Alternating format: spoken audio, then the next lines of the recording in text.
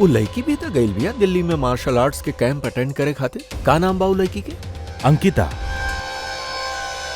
अंकिता के भाई था हमनी के ही बतैलस। हाँ सर, हमके पता चलल कि वो 2 हफ्ता पहले दिल्ली गेल रहा कुछ मार्शल आर्ट कैंप खातिर। और सर कत्ल के रात ओकर फोन शीतल के घर के आसपास ही रहा, उहे कैले हो गए।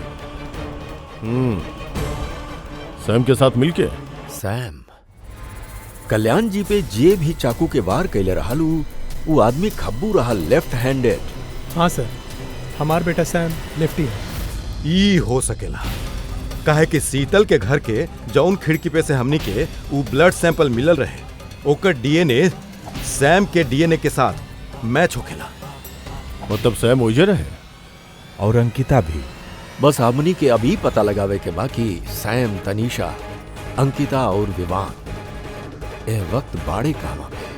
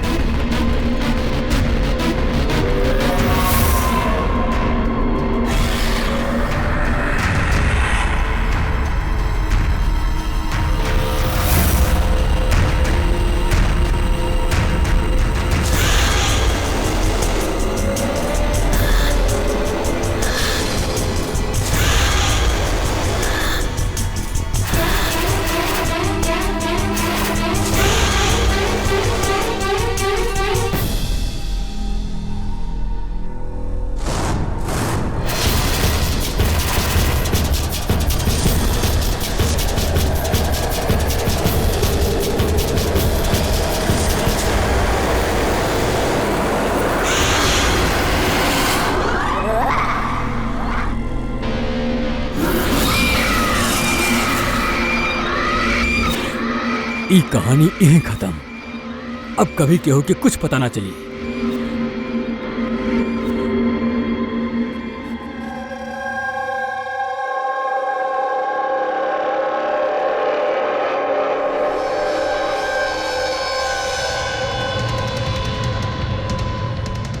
गाइस होल्ड ऑन, हो का रहला क्यों हमरा के बताई। You guys don't understand. You know ना सिचुएशन का भइल बा। पापा और भाई दोनों फोन ना उठा रहल बाड़े। पापा, रे प्लीज दरवाजा खोला। करण देखा ना कि वो दरवाजा नहीं के खोला। पापा, मिथुन काका, रे मिथुन काका। ओह माय गॉड, रे oh my God, my bro.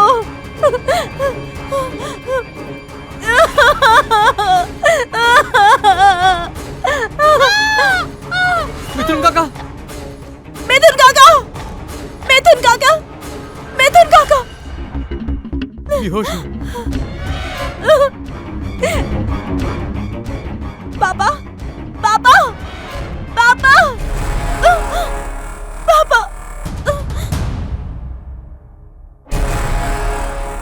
कौन? पापा, पापा, पापा उठे ना। देखा ना करण, पापा की क्या हो गए। शीतल अंकल जिंदा बानी। प्लीज प्लीज जल्दी डॉक्टर के बुलावा ना करण। काम लो शीतल। पापा, तारा, पापा, अंकल डोंट वरी। पापा, एम्बुलेंस के फोन करो, एम्बुलेंस के फोन करो अर्जेंट। शीतल, जब तू वहां खंडाला में रहलू तब ये सब भइल ना? जी सर, एक्चुअली वहाँ हमनी के प्रॉपर्टी के लेके कुछ प्रॉब्लम्स चलत रहे। यही खातिर हम और करण वहाँ गए रहनी। करण? जी, माय लॉयर। अच्छा। सर लंच शीतल के नाम पे रहल, ऐसे एकरा के वहाँ हो के रहे। यस सर, बहुत इंपॉर्टेंट मीटिंग रहल। आप? She is Tara, my assistant.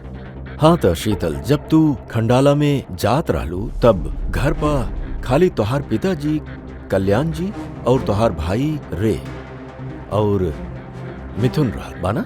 हाँ सर, एक्चुअली करीब 8 साल पहले एगो एक्सीडेंट भइल रहे जौन में पापा के आई सेंस चल गए रहे। ओह, पापा देख ना सकत रहे और मिथुन काका उनकर अकेले ध्यान ना रख पाई है।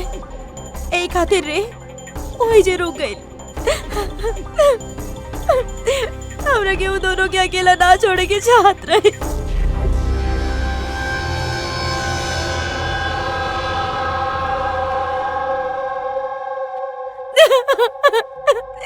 शांत हो जा। एगो बात बतावा शीतल, तू कहत रहलू कि उनके अकेला छोड़ के ना जाए के चाहत रहे। काहे ऐसन काहे लागल तोहरा के? का तोहरा के डर रहल कि उनके दोनों के जान के खतरा बा? ऐसन कुछ होगी? ना सर, बाकी इतना जरूर पता रहे कि रे के ओकर फ्रेंड्स के साथ ना कोनो बड़ प्रॉब्लम चलत रहे फ्रेंड्स के संगे? और वो लोग एक दूसरा के ब्लैकमेल करत रहले कोनो चीज के लेके।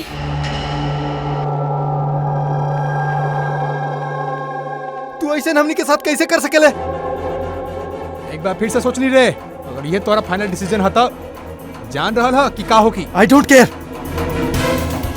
हम तो खाली सही टाइम के वेट करता नहीं। बाकी अगर केहू के कुछ पता चल गई तो? तू पागल हो गई बाड़ू का? अगर तू ऐसे ही बिहेव करबू तो केहू ना केहू के डाउट तो हो ही जाई ना। गाइस, अगर हम कंट्रोल में बानी तब वी आर सेफ। गाइस, तू लोग अपन देख ला, हमरा के ऑनेस्टली नहीं के पता कि हम का करे वाला बानी।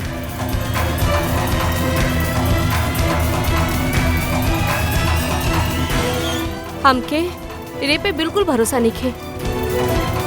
आई कांट ट्रस्ट हिम। अगर एकर मुंह खुलल तो हम सब फंस जाए। उससे पहले एकर मुंह बंद करे के पड़ी।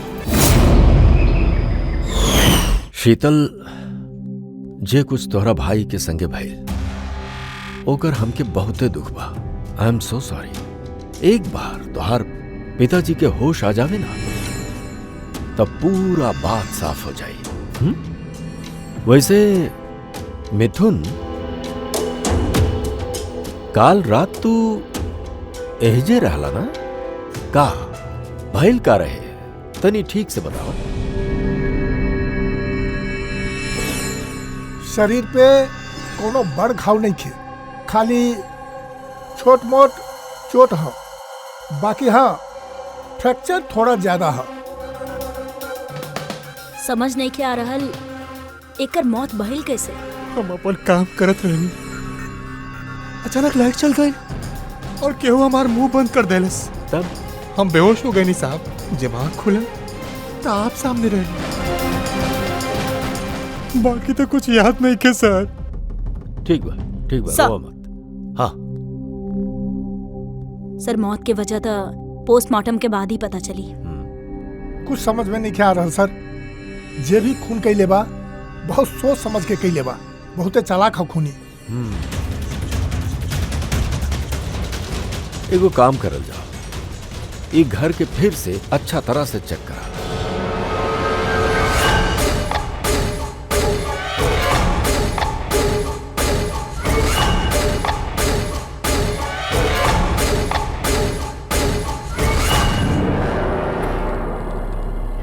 ग्लास तोड़ के अंदर घुसल बा घर के अंदर। ई देखा, खून लगल बा ओकर अंदर घुसत समय, चाहे बाहर जात के समय।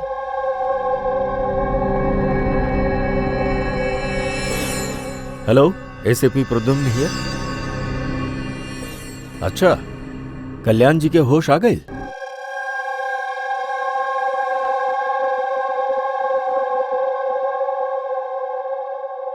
पापा? कल्याण जी, हम सीआईडी से एसीपी प्रद्युम्न। आप हमरा के बता सकेनी का भइल रहे? हम अपन घर पर रहनी, हमके तो खाली आवाज सुनाई देले रहल रे, जोर जोर से चिल्लात रहल, सामान इधर उधर फेंकल जात रहे बहुत शोर रहे, पता ना कहाँ होत रहे। और फिर सडनली बाएं हाथ से कोनो भाग के आयल और हमरा के चाकू मार दिलस, शायद बाएं हाथ से। ऐसे पहले कि हम रे के कुछ रे कहाँ रे ठीक था। शीतल तू कुछ बोलत काहे ना? हे भगवान। जौन भी कुछ भइल हमने ओके बदल त ना सकेनी, बाकी जौन भी आपके बेटा के जान ले ले बा ओकरा के सजा दिलावे के पूरा कोशिश कइल जाई। हाँ कल्याण जी, आप कहले कि केहू बाएं साइड से आके वो आप पे चाकू से वार कैलस, हाँ? लेफ्ट हैंड साइड से। हाँ। ई कोनो खास बात याद आ रहा बा वो आदमी के बारे में? हाँ, कोनो खास बात? जरूर लेफ्ट हैंड ही रहे वो। ये आप कैसे कह सकेले? सर, हमरा के पता चल जाला, हमार सेंस बहुत स्ट्रांग है। और जब हमरा पे वार कैले हम ओकर हाथ पकड़ ले रहनी और वो इतना स्ट्रांग रहल, वो जरूर लेफ्ट हैंडेड रहल सर, 100% लेफ्ट हैंडेड रहल। तो कहा डॉक्टर साहब ई जौन जख्म बा इनका शरीर बा वो वाकई में कोनो बाएं हाथ के आदमी बनैलस? घाव के निशान से तो यही लगता। चली सर, कुछ तो सुराग हाथे लागल। हाँ, ये चार के चारों दोस्त रे के धमकावत रहे। गड़बड़ बा, कुछ न कुछ तो गड़बड़ बा ये चारों में। तनीषा, अंकिता, विवान और सैम। उठावा ये चारों के, उठावा।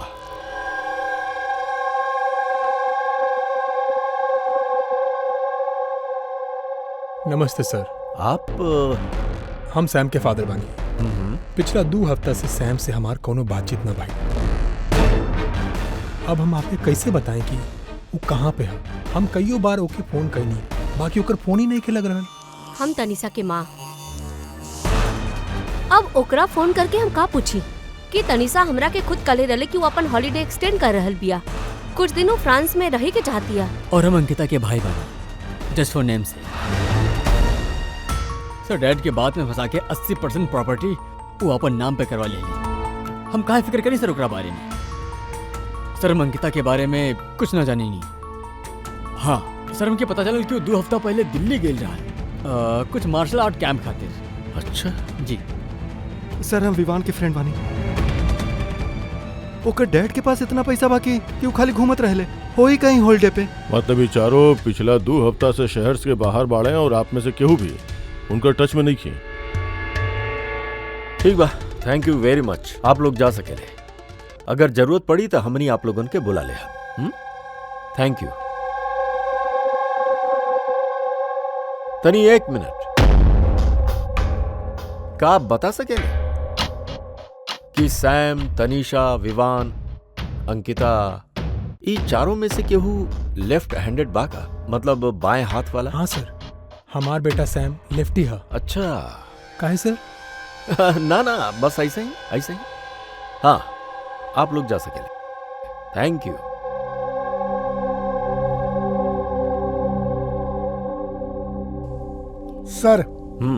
सर कहीं ऐसा तो नहीं है कि ये चारों मिलके रे के मार दहले होके?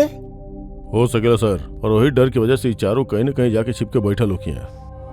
सर, ये चारों के लोकेशन के पता चल गया सर। सर, कल रात सैम, तनीषा, अंकिता और विवान, ये चारों के मोबाइल के लोकेशन शीतल के घर के 3 किलोमीटर रेडियस में रहल।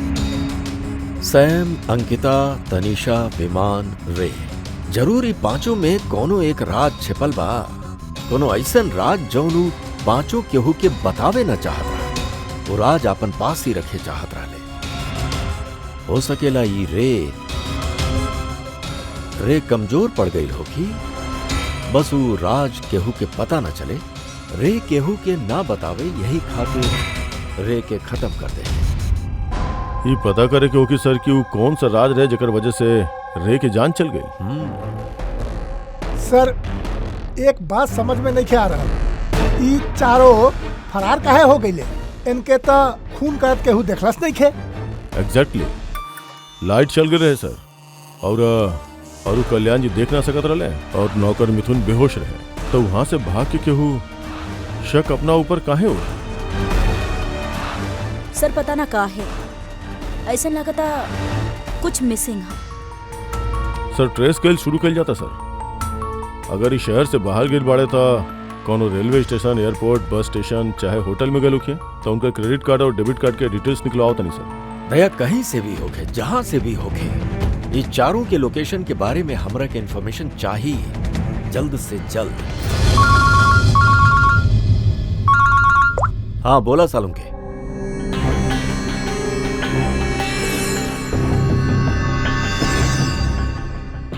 यार सालुंके, तू ये कंकाल पे रेड मार्क काहे कैला? बॉस ई समझावे खातिर कि रे के हड्डी के चूरा कैसे बना। ई देखा, ई रे के हड्डी के एक्सरे है। ई रे पर बहुत जबरदस्त ताकत के साथ वार करल गईल है।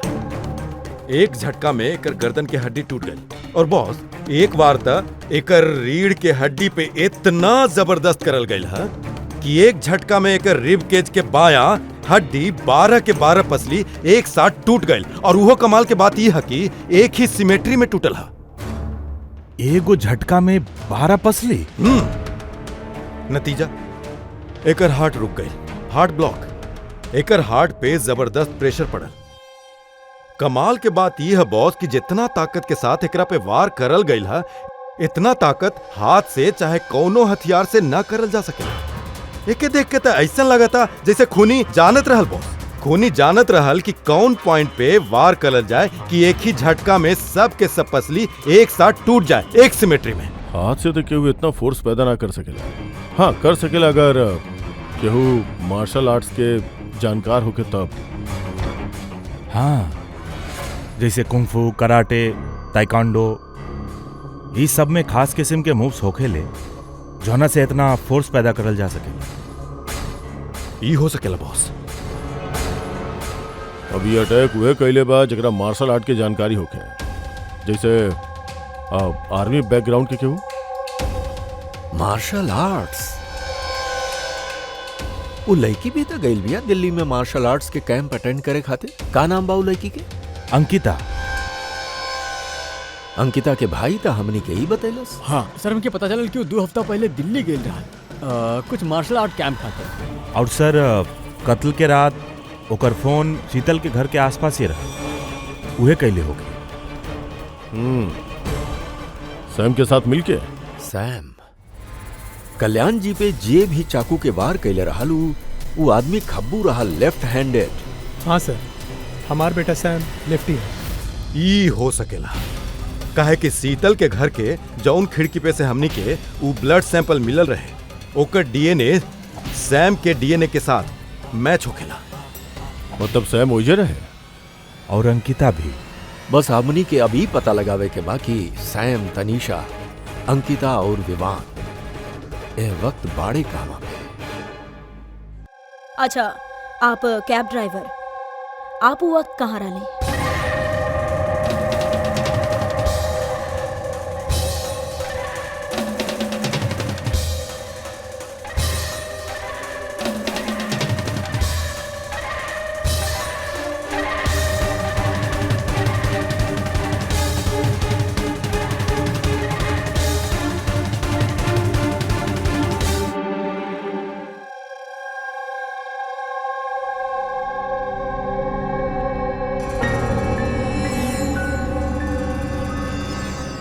का भाई?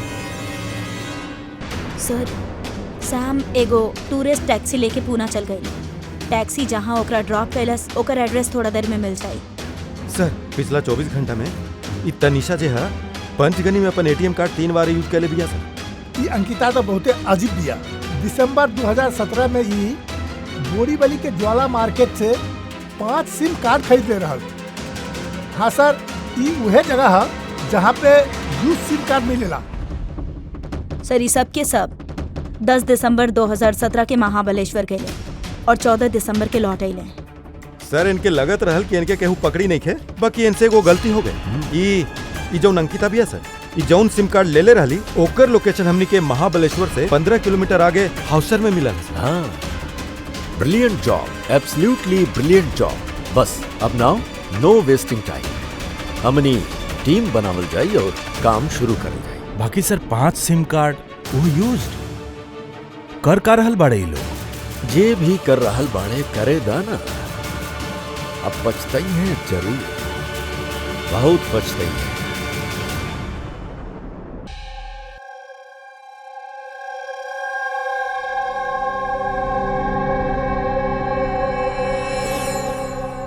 क्या कर फोन? कौनो विवान क्या? विवान के कैसे हो सकेला? तू सही से सुनला ना? अब वो विवान कहले तब विवान ही हुई, हमके क्या पता। आप बात करी। हेलो, के बोल रहा? तू? हम बोलने रानी के हमनी के आज के बाद कॉन्ट्रैक्ट मत करिया। कौन काय कैलस? तोके पता कैसे चलला कि हम यहाँ मानी? ओके, वो जरूर का हम आ रहा हैं।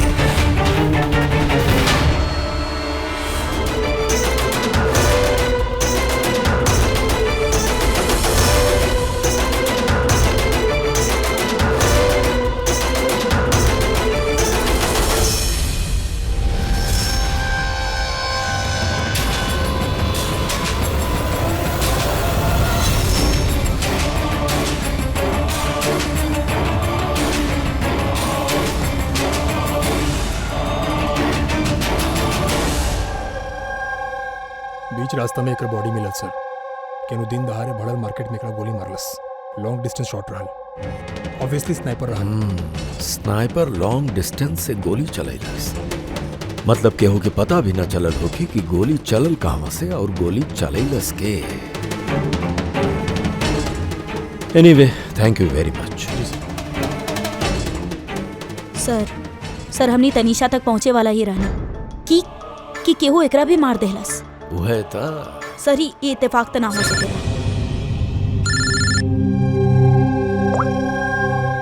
हेलो,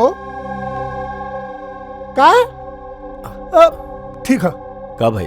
सर, पूना पुलिस स्टेशन से फोन रहल, केहू सैम के मार दहलस। व्हाट? Oh my God.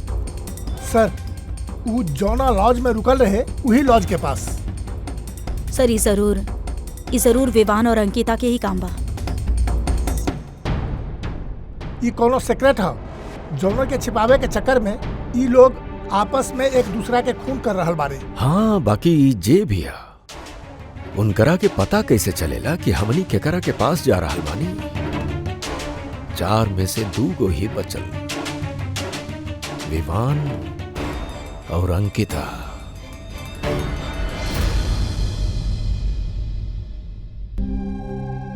सबसे तो नहीं के हम अंकिता से मिल रहनी, उससे बात भइल रहे हमार। अंकिता से? जी। ये रहलू? हाँ, ये वही लड़की बिया।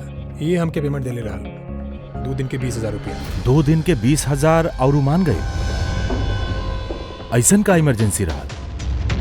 अच्छा, वो 2 दिन में आप उनसे या चाहे उनके ग्रुप के बाकी लोगों से मिलल रहनी क्या? लेकिन सर हम केहू से ना मिलनी। हम वो लड़की के ऑफर कैले रहनी कि हमनी के पास कुक और क्लीनर दोनों है। बाकी वो लड़की मना कर देलस कि हमके कोनो हेल्प ना चाहिए और कलस कि आप 2 दिन के बाद आई जब हमनी यहाँ से चल जाए। 2 दिन के बाद जब हम वापस आईनी तो यहाँ सब कुछ वैसे के वैसे ही रहा। कोनो गंदगी नहीं खे, कोनो कचरा नहीं खे, सब साफ सुथरा रहल एकदम। अच्छा, ओकरे बाद आप इस जगह केहू दूसरा के देले? नहीं के सर, हम इस जगह के रेनोवेशन करावे के रहल, यही खातिर हम इस जगह के बंद कर देले रहनी। आपन क्लीनर के तनी बुलाई, उनकरा से कुछ बातचीत करे रहे। हम भेजता नहीं। बिना क्लीनर और बिना कुक के 2 दिन यहाँ रहल। कुछ न कुछ तो खिचड़ी पकत ही रहल यहाँ पे। ए कॉटेज की सफाई तू ही करला? जी साहब। चला।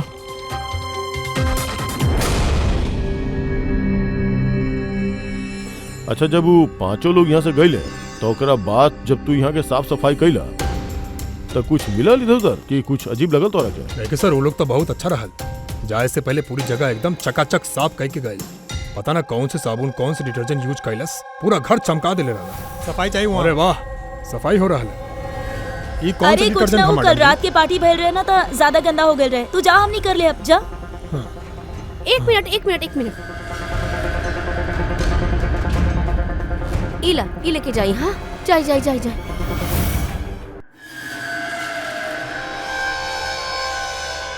बहुत महंगा है सर, हम तो पहली ना कबो ना तो लोग कहत के चोरी कर ले। महंगा तो बा, पर बुला ली महंगा घड़ी हमनी के पास रही। जी सर। आई, आप लोग आई।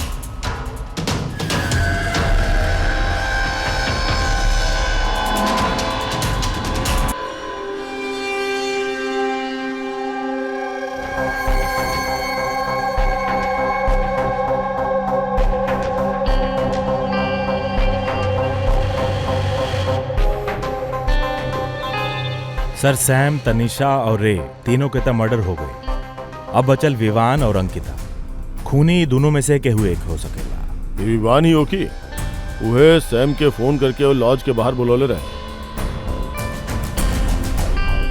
उ जे भी होके ओके पता कैसे चलेला कि हमनी कहाँ जाए वाला बानी, और जब भी हमनी वहां पहुंचे नहीं उससे पहले ही वहां पहुंच के खून कह के निकल जाला। सैम कौना लॉज में रुकल बा और तनीषा रोड पे कहाँ मिली, सारा इन्फॉर्मेशन तो हमनी के पास रहल ना।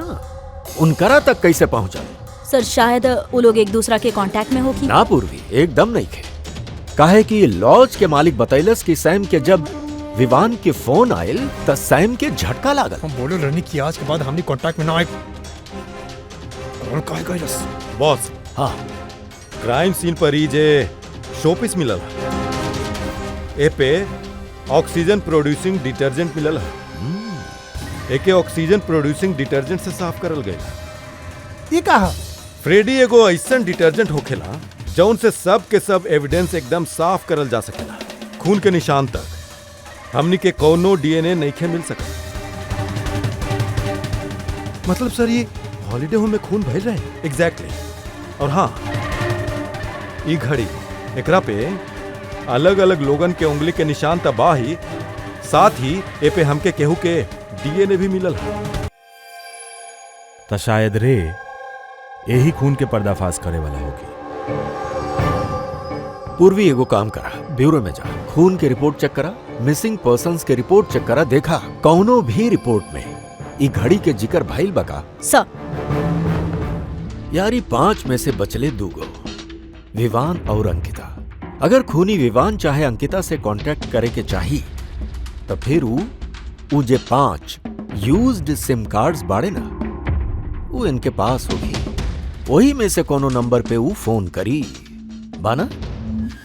वो नंबर्स ट्रैक करतानी। सर, तनिषा के खून भइल पंचगनी में, सैम के खून भइल पुणे में। दोनों जगह 100 किलोमीटर दूर, जबकि खून भइल सेम टाइम पे। और एक टाइम पे केहू 2 जगह पे कैसे हो सकेला सर? केहू तो बा जे प्लान में शामिल बा। मान लेनी दया कि केहू और बाई खूनी के संगे। एक बारी विवान और अंकिता हमनी के पंजा में आ जावे ना तो सब सवाल के जवाब मिल जाई। एगो काम करा अभिजीत, साइबर डिवीजन से एगो हैकर बुलाला।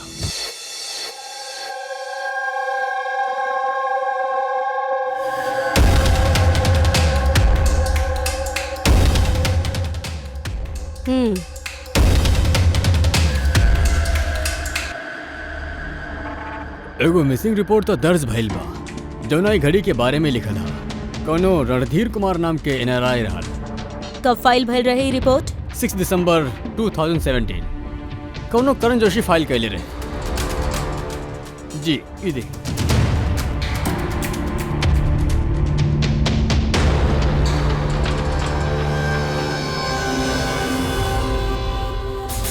Thank you.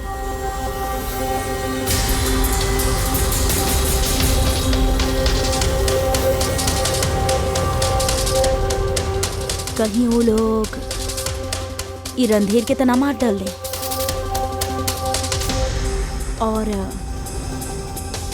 और कहीं करण रणधीर के मौत के बदला तो नहीं खेले रहल। करण? जी, ही इज माय लॉयर।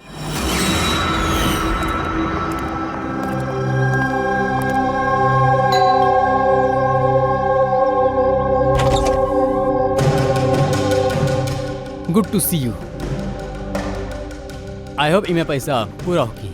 हाँ, पूरा पैसा बा। अब अंदर देखा, हमनी जहां भी जाएनी उसे पहले खूनी के कैसे पता चल जावेला। मे बी आप लोगों के लोकेशन को ट्रैक करत रहल। You mean GPS tractor? जी। सेल फोन से? यस सर। एगो काम करा, तनी हमनी के सेल फोन चेक करा।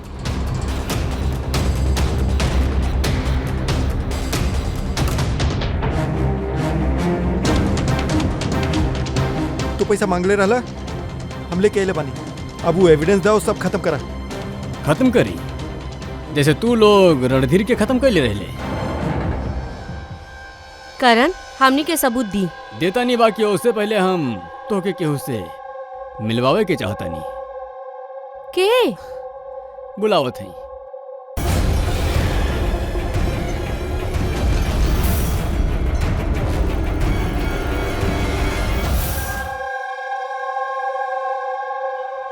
सर देखिए, आप लोगों के फोन हैक था। व्हाट? हैक्ड? बाकी कैसे? आपके फोन में हिडन फाइबर है, जो से आपके सब ईमेल, कॉल, मैसेजेस, सब चीजन के ट्रैक करल जा रहा है। बाकी हमनी के फोन हैक क्या कर सकेला और कब कैला? फोन तो ज्यादातर हमनी के साथ ही रहेले। 1 मिनट अभिजीत, याद आए। ICA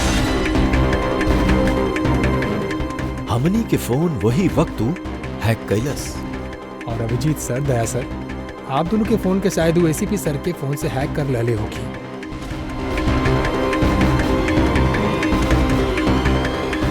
हाँ पूर्वी,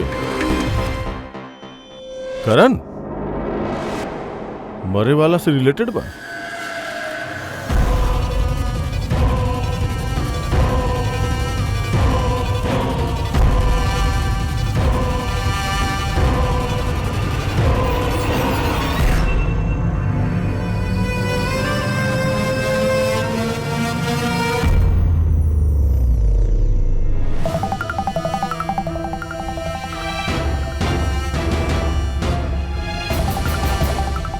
जौन सजा रणधीर तू लोगन के देवे वाला रहल, अब हम तोहरा के देहब।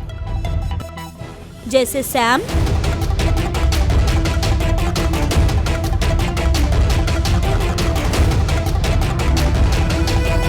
तनीषा और रे के देनी। अब तू दोनों के बारी बा। तब रणधीर के आत्मा के शांति मिले। यही घर में मरले रहना तू रणधीर के।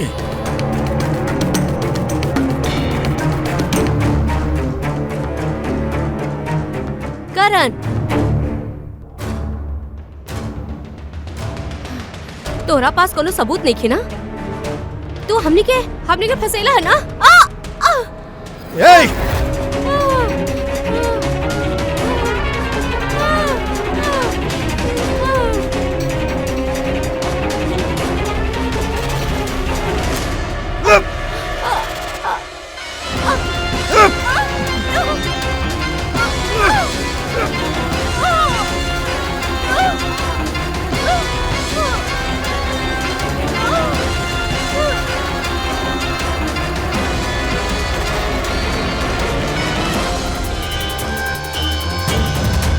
तरह के का मारी?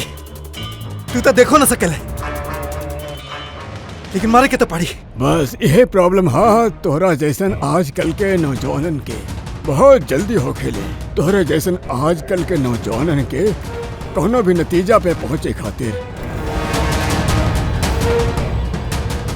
भी पकड़ा के कहला के तोहके देखे खातिर कि हमके नजर की जरूरत था।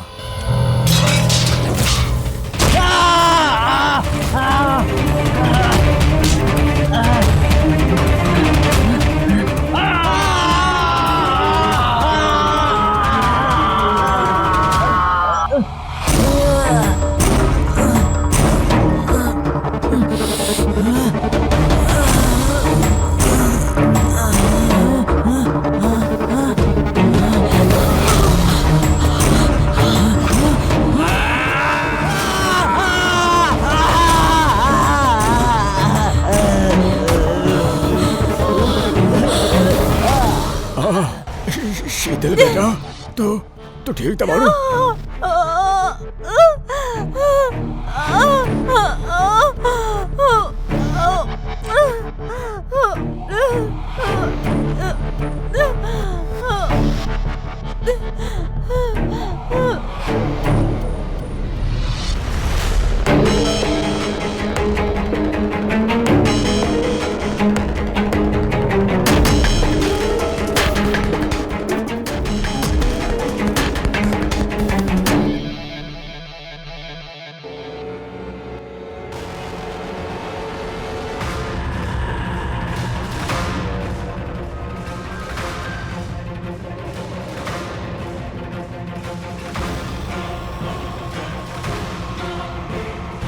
वर्षों से हम स्पेशल फोर्स में रहेंगे, दुश्मन के तो हम चुटकी भर में सूंघ के निकाल देते रहेंगे। फिर तू तो बच्चा वाला।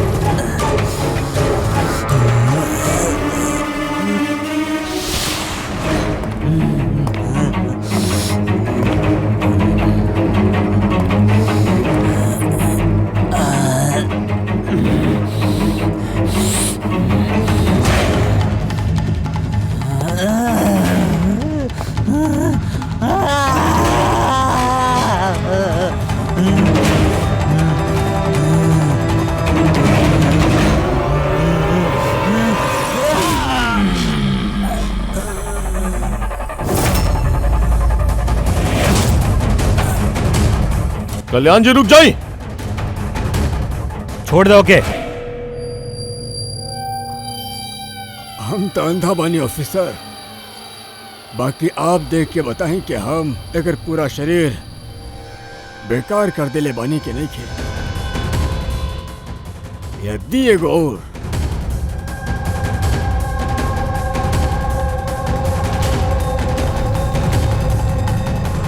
शीतल रणधीर तोहार भाई रहल और कल्याण जी रणधीर आपके बेटा माना, और ये सब करे खातिर आप लोग सीआईडी के इस्तेमाल कैली काहे?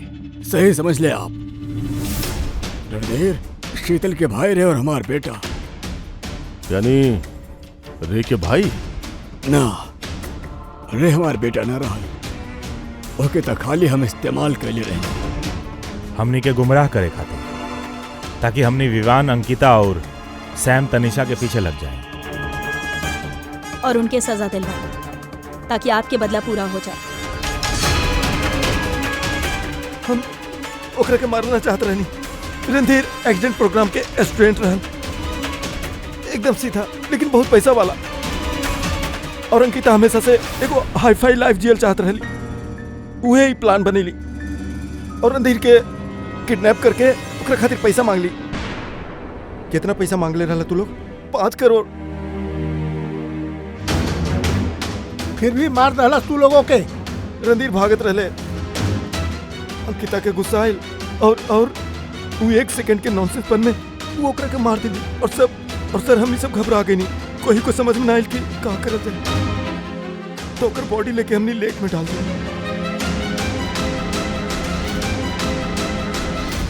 रे के ई बात हजम ना भइल बाना, और यही ही तू लोगन के प्लान गड़बड़ हो गई।